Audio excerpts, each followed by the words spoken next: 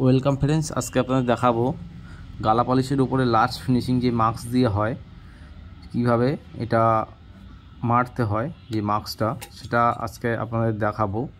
দেখতে পাচ্ছেন আমি কিন্তু মাস্ক ধরে নিচ্ছি।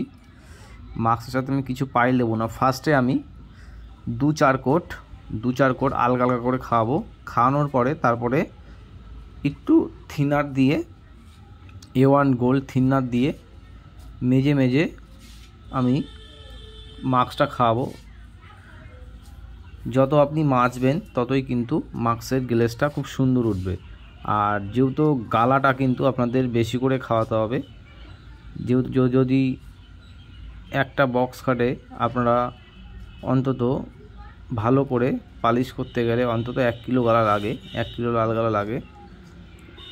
1 কিলো লাল গালা খাইয়ে কিন্তু মাস্কটা মারতে হবে। মাস্কটা যদি গালাটা যদি কম মারা হয় তাহলে কিন্তু পরবর্তীকালে কিন্তু মাস্ক কিন্তু ফেটে ফেটে যাবে। এই জন্য গালা খাইয়ে ভালো করে কাঠের আঁচটাকে বন্ধ করে নিতে হবে। কাঠের আঁচ যেন ফাঁকা না থাকে। কাঠের আঁচ ফাঁকা থাকলে কিন্তু মাস্ক মারলে কিন্তু মাস্ক দিয়ে যদি কাঠের আঁচ বন্ধ করা হয় তাহলে কিন্তু পরবর্তীকালে 6 থেকে 7 মাস পর কিন্তু ফেটে ফেটে যাবে। তার জন্য ফুল কাঠের আঁচ গালা দিয়ে বন্ধ করে নিয়ে তারপরেই মাস্কটা মারলে সবথেকে ভালো হয়, কোনো প্রবলেম হয় না এবং গ্লেজটাও খুব শাইনিং দেয়। দেখতে পাচ্ছেন আমি কিন্তু এইভাবেই কিন্তু মেরেছি। এটা হচ্ছে দেশি সেগুন কাঠের, আমরা লাল গালা দিয়ে পালিশ করেছি, কুসুম গালা দিয়ে।